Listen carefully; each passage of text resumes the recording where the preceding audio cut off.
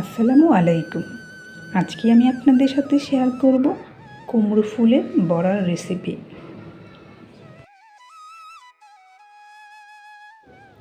বড়া বানানোর জন্য কিভাবে এই ফুলটাকে ব্যবহার করবেন এই পদ্ধতিটাই এখন আমি দেখিয়ে দিচ্ছি।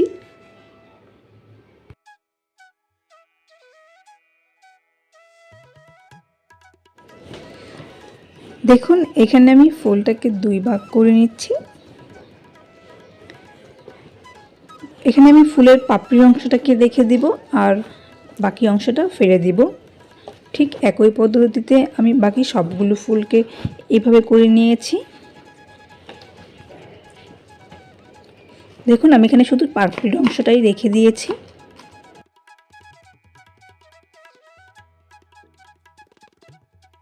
এখন এই সবগুলোকে আমি একটু ভালোভাবে পরিষ্কার পানি দিয়ে ধুয়ে নিব।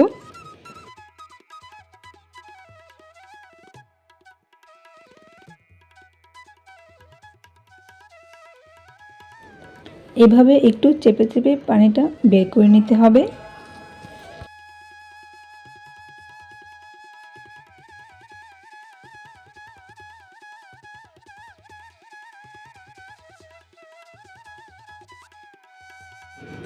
নর্মাল সবজি ধোয়ার মতোই এটাকে কয়েকবার ধুয়ে নিতে হবে।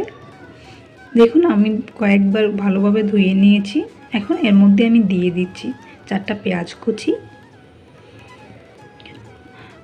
আর চালের গুঁড়ো।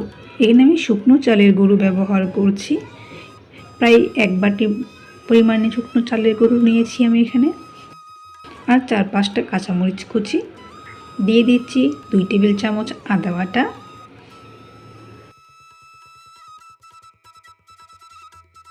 2 টেবিল চামচ রসুন বাটা,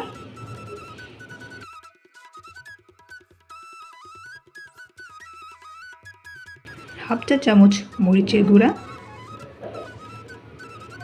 হাফ চা চামচ হলুদের গুঁড়া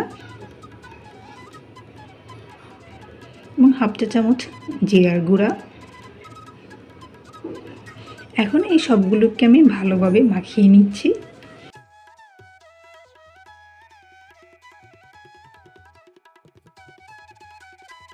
এখানে আমি বলে দিচ্ছি, এই ডোটা তৈরি করার সময় পানি একদমই ব্যবহার করবেন না।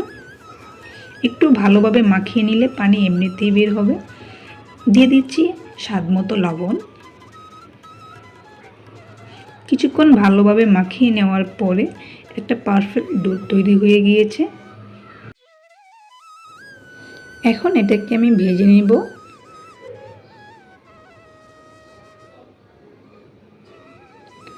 প্রথমে আমি কয়েকটা শুকনো মরিচ ভেজে নিচ্ছি, কারণ এই বড়াটা শুকনো মরিচ দিয়ে খেতে খুবই টেস্ট। তাই ফার্স্টে আমি কিছু শুকনো মরিচ ভেজে নিয়েছি। এখন আমি সবগুলো বড়া একে একে ভেজে নিব।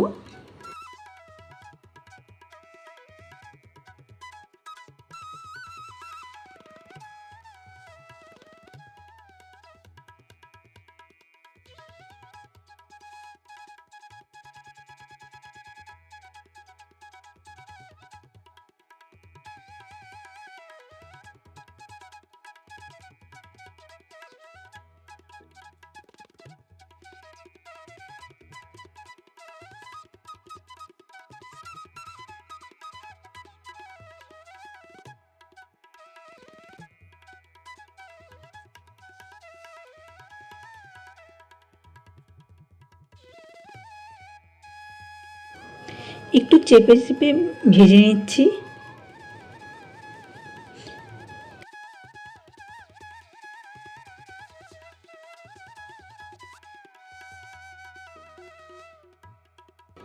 চুলার আঁচটা খুব বেশি রাখা যাবে না, তাহলে কিন্তু এটা পুড়ে যাবে।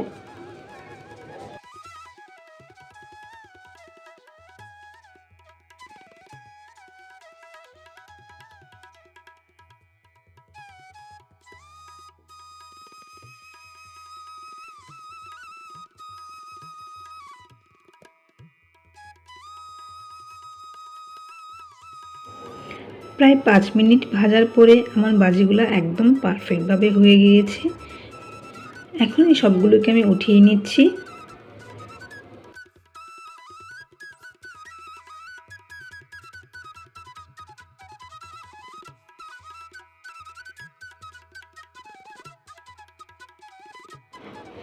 ঠিক একই পদ্ধতিতে বাকি বড়াগুলো আমি ভেজে নিচ্ছি।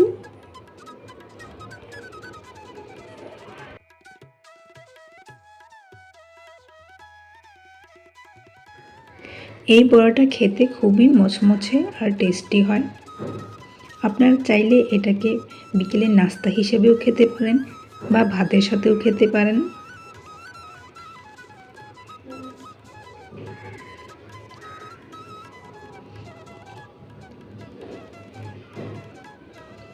দেখুন আমার সবগুলো বড়া বানানো হয়ে গিয়েছে।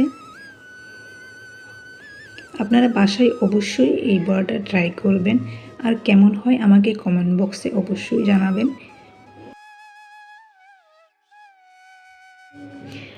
আর ভিডিওটি ভালো লাগলে চ্যানেলটিকে সাবস্ক্রাইব করবেন।